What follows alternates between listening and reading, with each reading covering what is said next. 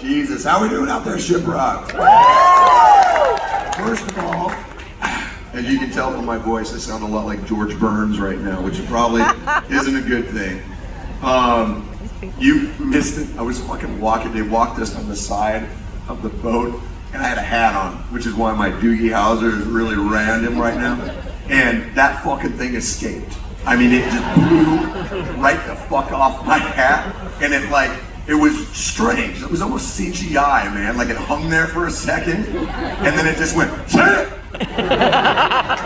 God. And I mean, first of all, there's no way for me to get it back. I mean, it's at fucking sea, and it's just gone forever. And I just kind of stood there, and I mean, the funny thing is, all my friends fucking hate that thing anyway, so they all were very supportive. They immediately just went, you fucking pricks.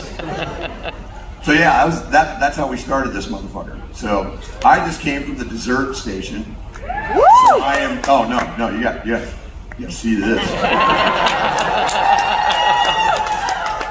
It's so wrong. I eat like my children, and it's not a good idea. I woke up today, I fucking ate 3 bags of fucking candy last night in my room by myself while my wife was out having a good time, and I was just like Gollum. I was in there just... She came in, she looks in the cupboard, and she goes, "Did you eat all of this fucking candy?" And I'm in bed like I just cheated on her, and it's weird.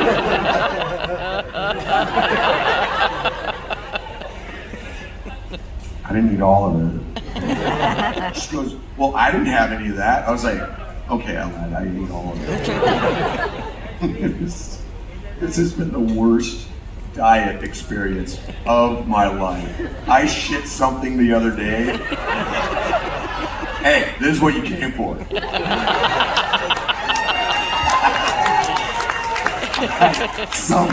We're gonna get biblical here, hold on. Something came out of my body that I can only describe as a brick covered in fur. And I don't remember eating that. Like, I really don't. Like, listen, I'm pretty aware. And that wasn't on any of the menus. I checked. Nothing at the sushi bar had anything, and I just kind of, it was one of those moments where, like, you know you gotta flush it. You want to know. Like, you want to know. She was like,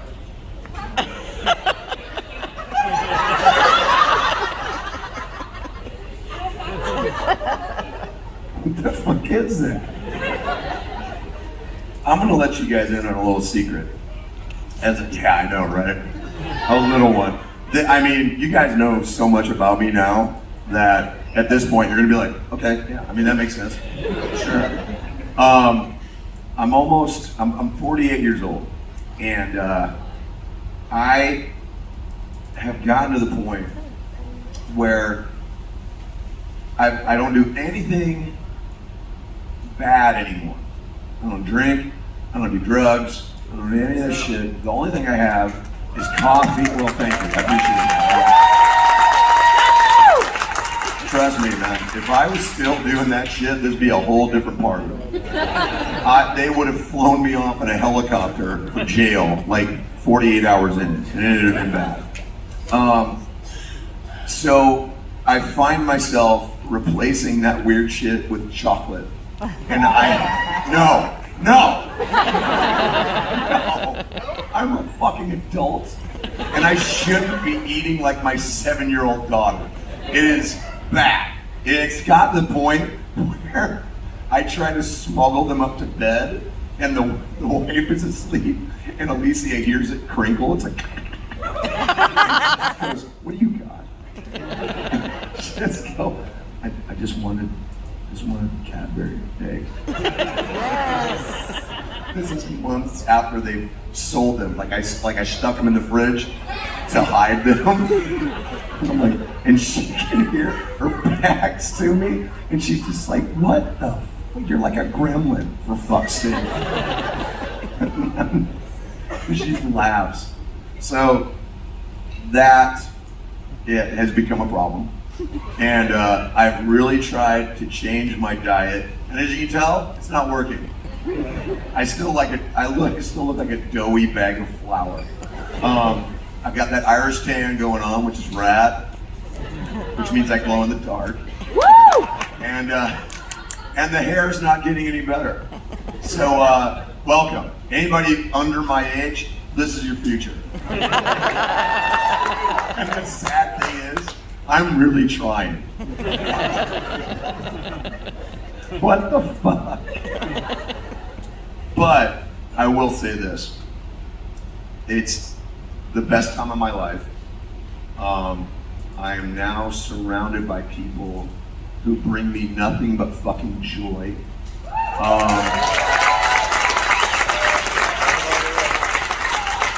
I am married to the most wonderful, most beautiful, best woman I've ever known in my life, in the world. I still don't know what the fuck she sees in me. She must be into gremlins. I'm in great bands. I get to perform for great people. And I still get to do it after all these years. So before we do anything today, I want to say this, and I fucking mean this from the heart. Thank you. Thank you all for allowing me.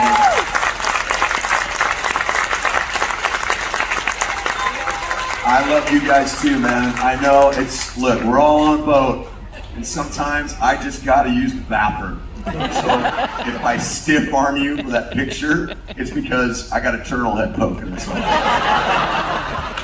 But I want you all to know, man, like, this has been the most fun that we've had in such a fucking long time, and there are no other people I would rather be performing for. So thank you all so much.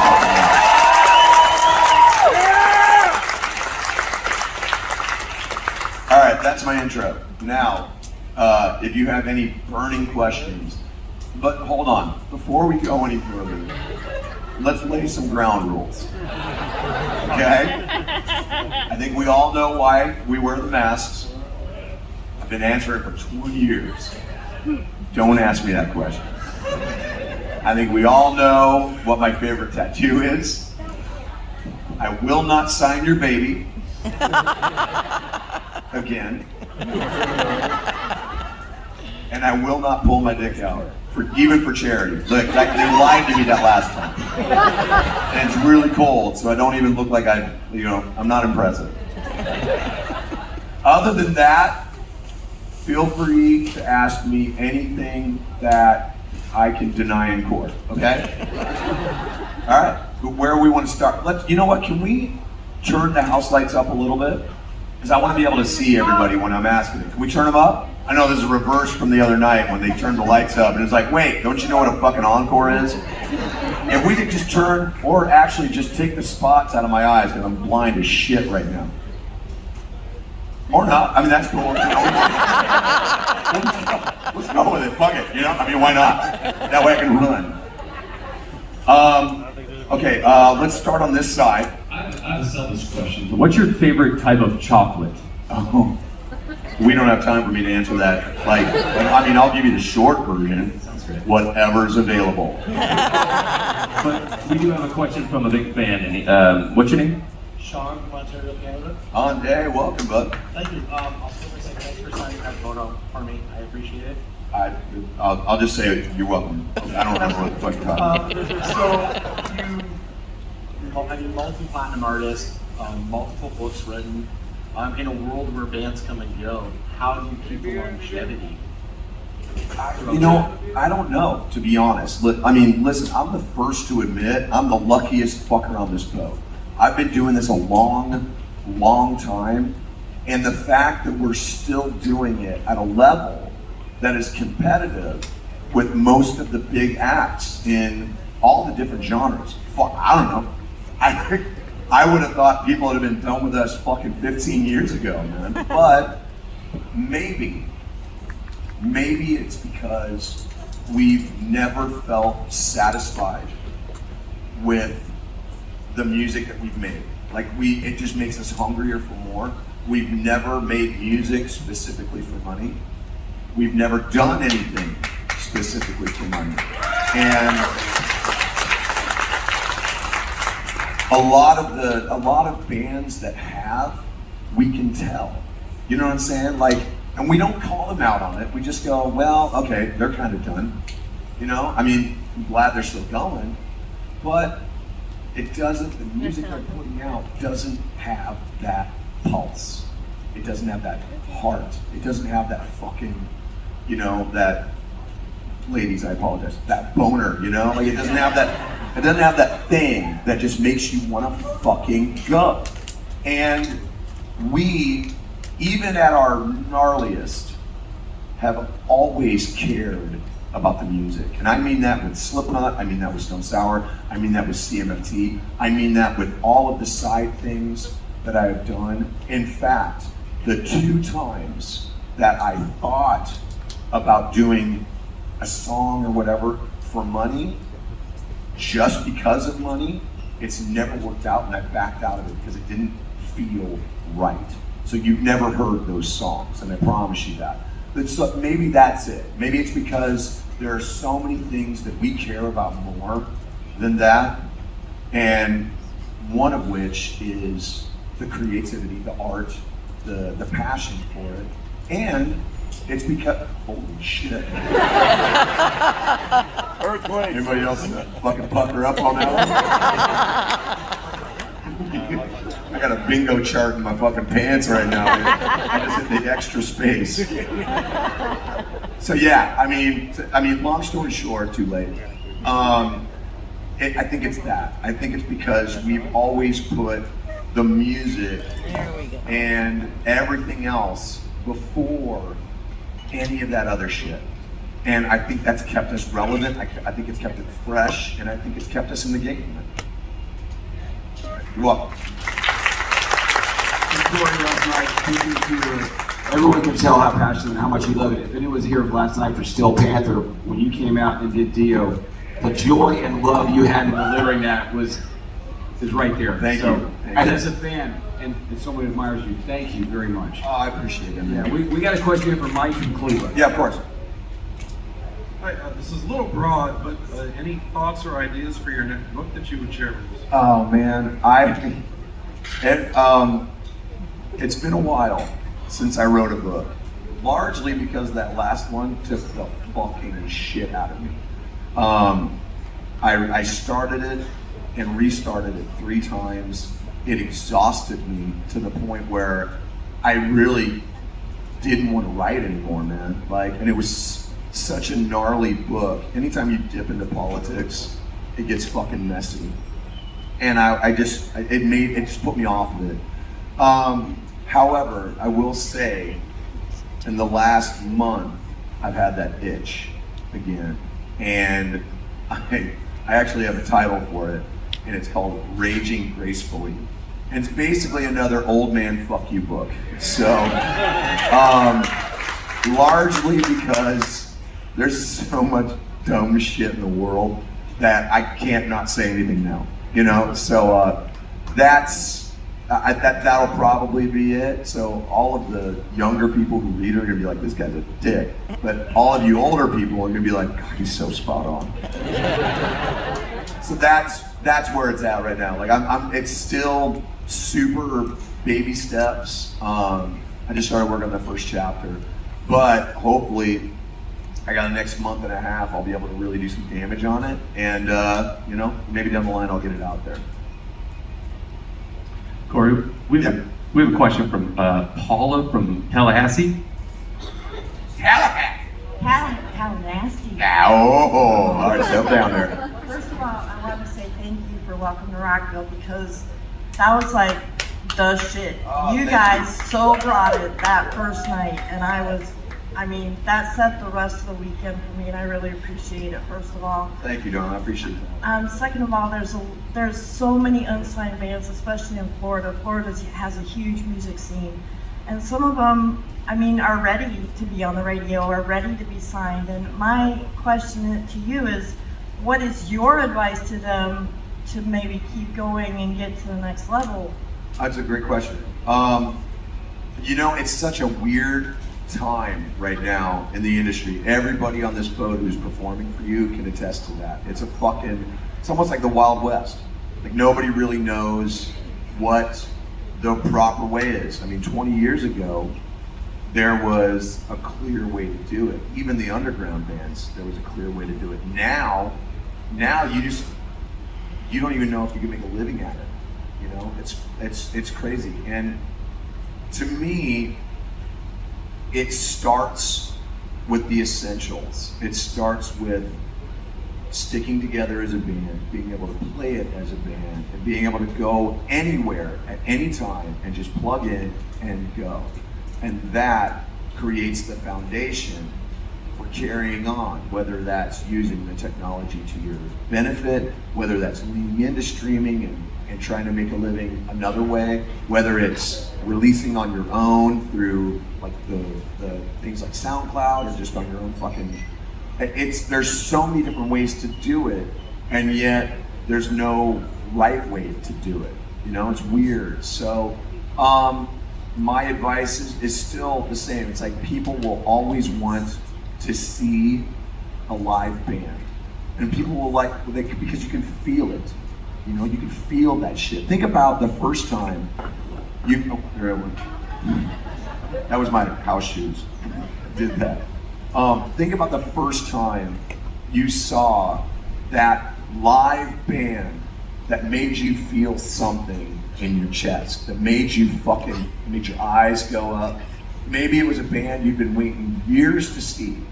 Maybe it was, you know what, I'm just gonna go along with my friends. I've never really heard this band before. I know them, but I've never really experienced anything. Think about, and then that moment where it takes your fucking breath away, and you're like, holy shit, this is what it's about. You know, the goosebumps come up, the hair stands up, boners. It's that, and I feel not all of them, but a lot of the younger bands have forgotten that because the technology's made it so easy to sit in a room by yourself and make music by yourself without that connection that comes from being able to play not only live but with other people. And it's made it very insular.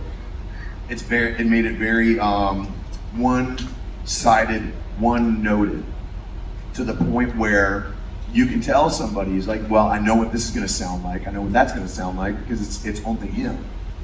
So my advice is still, it may be archaic, it may sound old-fashioned, but there will never, and I fucking mean ever, be a feeling like watching a band that's really, really fucking together. Get on stage and rip your fucking head off, man. There will never be a feeling like that. So start with that foundation and just see what fucking happens, you know? That's my advice. Thank you. Corey, we got Jill from Detroit. Hi, Jill. Hi. Over the years, what are your top 1 to 3 collabs that you've done that are your top tier memory banks? And maybe, possibly, do you have any interest in making karaoke tonight? I see what you fucking did. Honestly, I mean, if I did karaoke tonight, it would have to be some like sweet low. Like my allergies are so shot right now that I sound like a dick. So I don't know, maybe not. My top 3 collaborations, obviously, getting to do something with Dime before he passed away was rad. I mean, I was so lucky and so fortunate to be friends with that whole camp, you know? They were, I mean, dude, fucking Dime and Vinny came to our very first show in Dallas at this little place called Deep Ellum Live. Oh! Right? Okay. Yeah. Gesundheit. Yeah. And they came down, and we were just opening for fucking Cold Chamber, dude. And Cold Chamber had all of their shit, and then Machine had all of their shit. So we are on like this weird straight line all across the front of the fucking stage, all just, I mean, it was nuts and elbows. That's all it was. And they were right there. There they are. Fuck, dude, it's Diamond, but they're fucking right there, so we're shitting ourselves, you know? And then they come back, and they're just like, you guys were fucking gnarly, right? And they take us to the clubhouse, and holy shit, they got us more hammered than I think is legally possible. And God, to his credit, Dime kept trying to fucking get Clown to eat weird shit. And Clown did it. And Dime kept going, fuck. So we're standing in the bathroom, we're wasted. There's a piece of gum. I'm about to push you all out.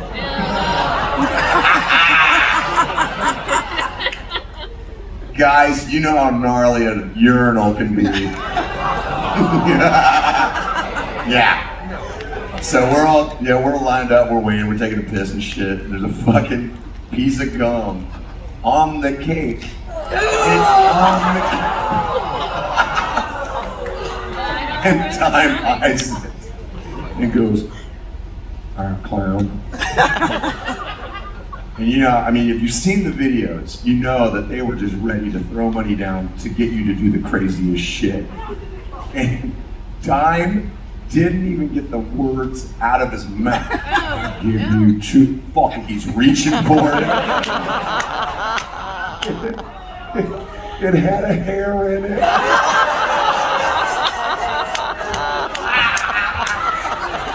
Oh, it's fucking gross. I watched him fish it out. Oh, I'm crowning right now just thinking about it. It's so bad. And Time's mouth. It was one of the best nights of all time. So getting to do a song with Damage Plan was rad. The 2 times that I've been able to work with Tech 9 was the shit. He is one of my boys, man. He's one of the best in the business, bar none. And he's also one of the greatest dudes you will ever meet. So he's so fucking rad. And very underrated, and I'm gonna make it a mission to make sure that he gets a lot of the recognition that he fucking deserves, because there are so many people out there that need to know. His fire, dude, is so fucking rad.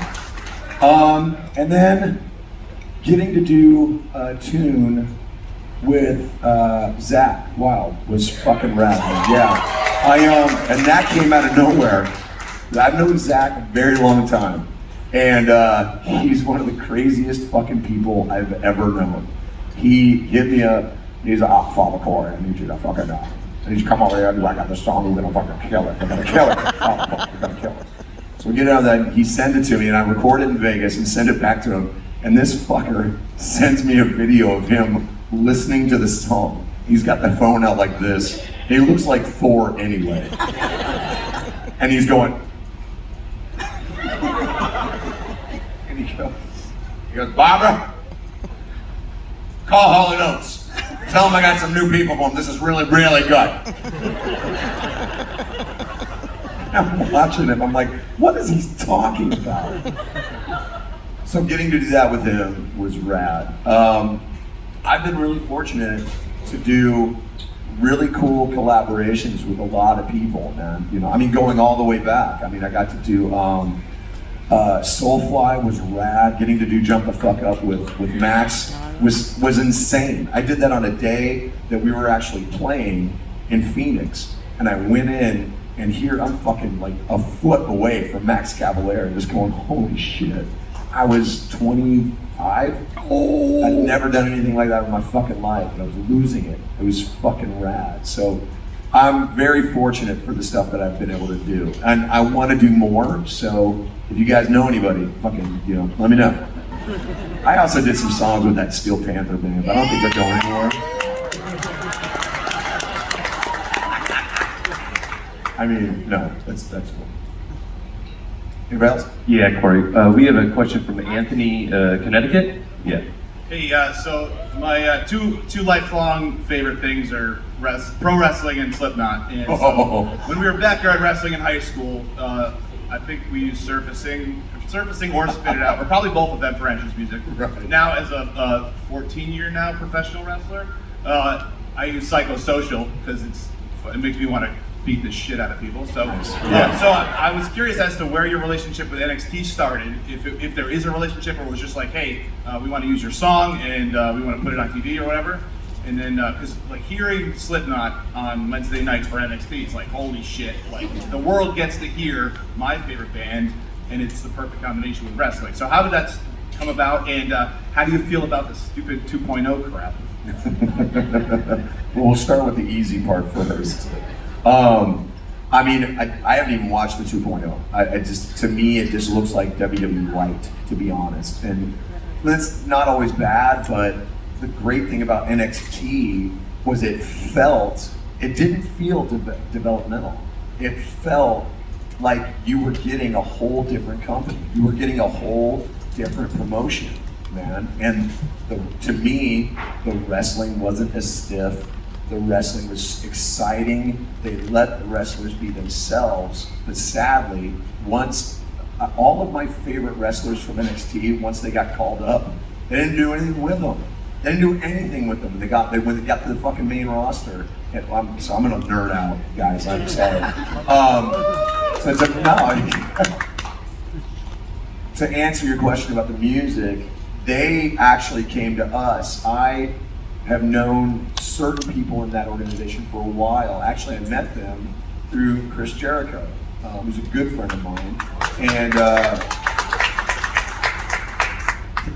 he had actually left the promotion right around the time that they came to us to ask if we wanted to do a collab with them, which I was all about, So not only did I get to do Slipknot with them, but I also got to do some stuff with CMMT. They used Culture Head. We did a live version of Ace of Spades that actually was really cool for one of the pay-per-views.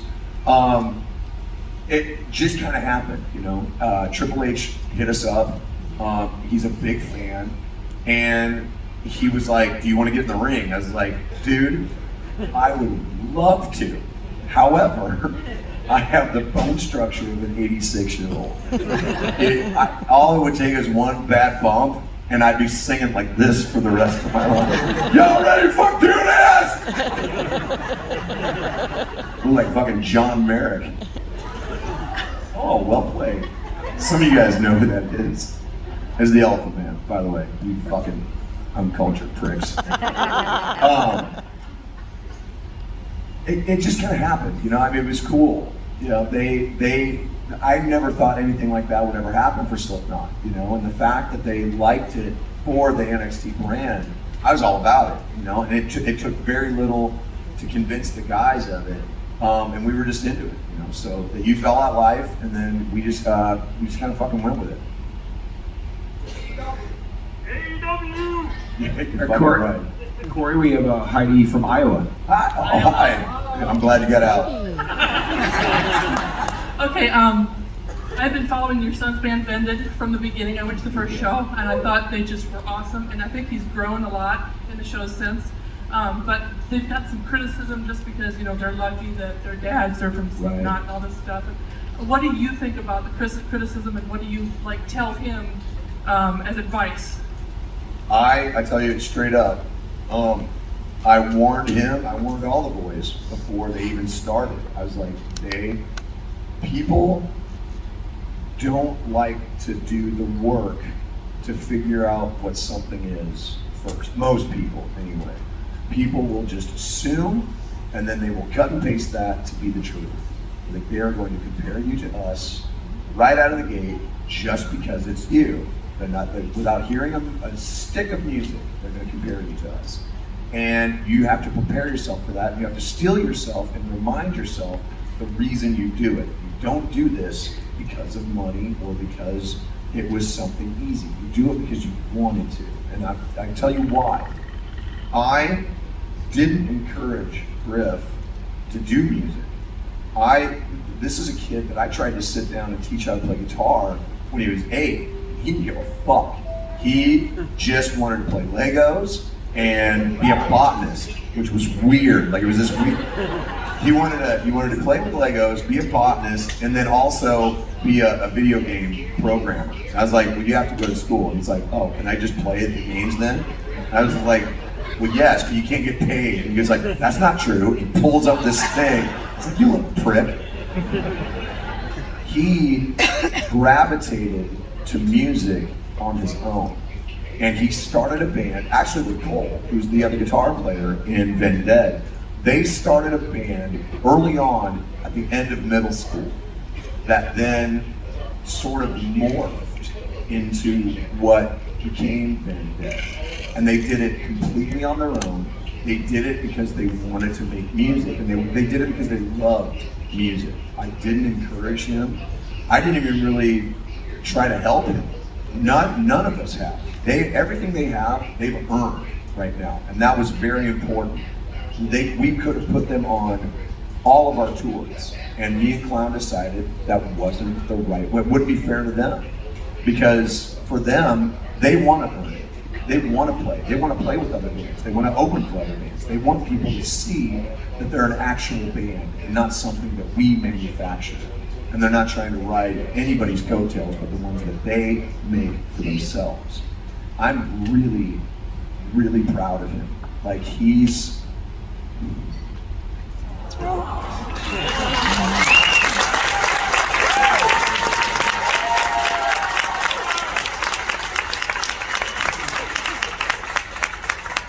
My son is, he's a special kid.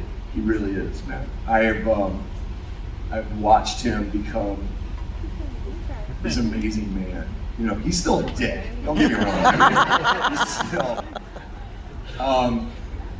but he's, and any parent knows this, watching your kids start to become the people they're going to be is one of the best feelings on the planet. Now, if I could just get him to do his fucking dishes, man. It's really rad. And I know he gets down a lot because of the criticism.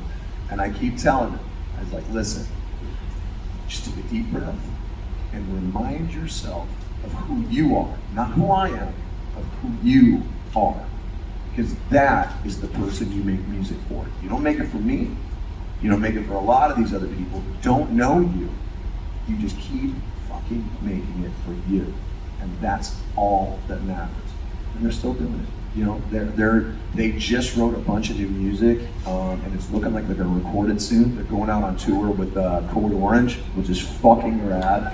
And yeah, I could not be happier for my son. You know, like, it just, I think about it and it just makes me smile like a dick. And then people go, what are you smiling about? I'm like, fuck you, you don't know me. No, I don't do it. So yeah, that's the only real advice you can give them, because it keeps them on their path, not somebody else's path, you know? I'm glad you got out of Iowa. Hey, Corey, we have a question from Joy of Central Florida. Hi. So my husband and son and I all love you so much, and I love you even more now. You are hysterical. And so, Accidentally, trust me. No, like, have you ever thought of being a comedian on top of everything else? Because you should have your own reality show. Wait, you missed the part where she just tried to bribe me with chocolate.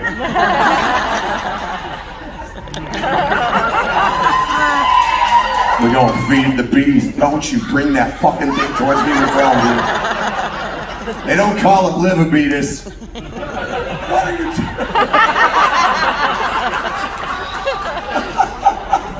Corey Taylor assaulted today at his Q&A by raining chocolate. I don't even know what the fuck the question was in there, man. Have I ever thought about being a comedian? Trust me, I have comedian friends. This is accidental. Like, the professional comedians, I have so much respect for, because this is easy. You guys know me. they do this in front of people who have no fucking clue who they are. I tried doing 5 minutes in front of a crowd that didn't know me from Dick. It didn't go well. It was so fucking bad. And all I was doing an intro for somebody. And I mean, I never thought quiet could be so loud. Let's put it that way. It was so, I mean, it was fucking brutal. I'm up there, and I was a vert away from going, right? I'm gonna go. It was bad. So, as nice as that is, I can only really do this with people who know me. You know, like it's just like us hanging out at our house. I'm a hoot at the house. You know, it's people who don't know me that start things like, why won't he shut the fuck up? His mouth is just the size of a Buick. Jesus Christ. And it's fine, you know, like the people that come to see me, they know what to expect, but when you're not prepared for all the Taylor to get on you, it can be messy. So, no, there's no fucking way. Not even if God was the MC for that show. But thank you, I appreciate that. I wish all my friends thought I was hilarious. It would make dinners a lot less awkward. So. Anyway, guys, we got time for one last question. Corey, this is Dish from Wisconsin. What's up, dude? Hey, yeah, so I guess along those same lines, is there any comedy special that you've recently seen that you really enjoyed? Oh, fuck, man. There's so many. For those of you who don't know, I'm a voracious devourer of comedy specials, and I have been since I was a kid. Sadly, I grew up on Bill Cosby. Yep. So you can imagine how I feel right now. Like, and this is true, man. My grandmother used to play all of his original albums. She had all the original albums on vinyl. And that's how we fell asleep, man. I was like 5 years old. She would put them on, she'd rack them up on the record player, and then they would just drop down and we would just listen to those for hours, man. It was the best. He was fucking amazing, you know? So now it's pretty sad. But as far as like current stuff goes, obviously Chappelle's amazing. I mean, he's the fucking, to me, he's the bar. Chappelle, Bill Burr. Yeah! I've met Bill Burr, and he is one of the most chill dudes on the planet. So then when he gets up there and he gets into the Boston anger, and it's just so fucking rad that I immediately start laughing my tits off. In fact, one of the last shows that we went to before the lockdown was actually Bill Burr in Vegas. And I can remember going, this is fucking great. And then like a week later, it was like, nothing. You know, it's like, oh, fuck, did that just happen? What else? Oh, fuck, Jim Jeffries is amazing. What's that? Oh, Bert. Oh, the Machine. So good. Bert and Tom Segura, both. Like, those guys are fucking really, really good. Yeah, I mean, there's a lot of really great. If you're into comedy, man, Netflix is your fucking porn, basically. I mean, there's so much. You're just like, oh, you might like this one too. Holy shit. And they'll just lead you down a fucking way. And then you look down and you're like, fuck, it's 4:30 in the morning. Kids are getting up in an hour. They better fucking do something. Yeah, there's so many on there that it's ridiculous. Let's do one more. We can do one more fucking question. Yeah, does anybody else? Oh, you terrify me. You've been in everything I've done this time. Oh, fucker, come on. This is Josh from North Carolina. Oh, you motherfucker. I've been meaning to ask you if I ran into you, but I kept forgetting because you're you and that can be intimidating. How is that possible? I've run into you 12 times. Well, thank you. But with all the popularity and accolades and all the things you've been able to do, obviously some of that comes with some adversity and some not so great things. So I have to ask, What's the shit with Machine Gun Kelly?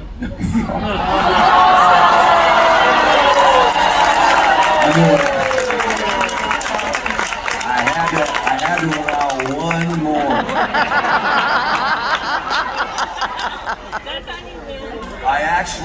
I actually answered this question at a convention about a month and a half ago.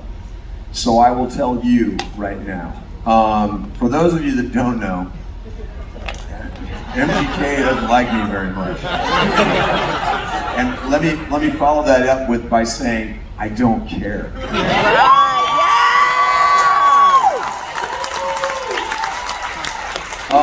I won't fill you in on the whole fucking story because you can go online and look it all up.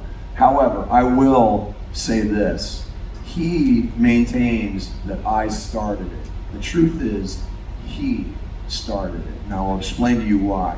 He did. Now, after I'd already told them, but if you don't know, they asked me to do a tune with them. They sent it to me. I didn't dig it, and I tried to do something with it because of my respect for Travis, because he and I had worked together before. They sent me these really weird notes, and they wanted me to sing his words, which weren't no. And I just said, you know what? I'm not comfortable with this. I'm not going to do it. And I sent an email. I posted that email, and I didn't hear back from them. Fast forward, I thought I was done. Fast forward about 8 months, and Machine Gun Kelly is doing this weird Instagram live interview with Ali from Spotify. And he goes off on this fucking rant about rock stars and comfortable shoes. It sounds as smart as you think it is. It's like, what are you doing up there? You're fucking your comfortable shoes. Put on some boots and rock. You're fucking, I mean, spit is coming out of his face. And I'm watching it and I'm going, you fuck. You've been here for 5 minutes, basically. And you're gonna fucking run your mouth about bands that have been doing this for 20 fucking years? Like, in the mud, in the dirt, fucking, they're gonna wear whatever the fuck they want. You're gonna walk in here with your fucking black tongue and try to talk some shit on some bands that would fucking circle your ass? Fuck you, dude.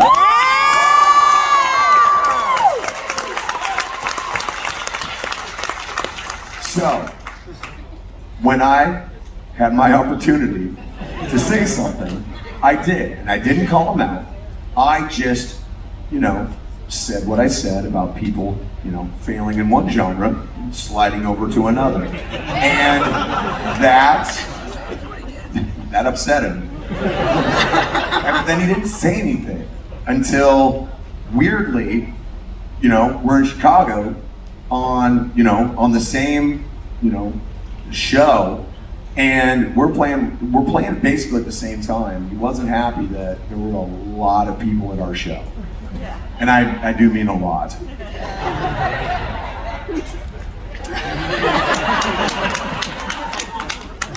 But he, to this day, maintains that I started it. And it's like, the only reason I said what I said is because he said what he said. You don't get to walk into a genre with the history, with the work, and the fact that this genre really doesn't get the fucking respect that it deserves. Right. You don't get to walk in as some weird substitute teacher and pretend like you can tell us what to wear. Boots, shoes, house fucking shoes, slippers. How about you suck every inch of my dick? You don't get to do that. And these are bands that maybe I don't even fucking know, but guess what? I fucking respect them because they get on fucking stage and they fucking give every fucking thing they've got.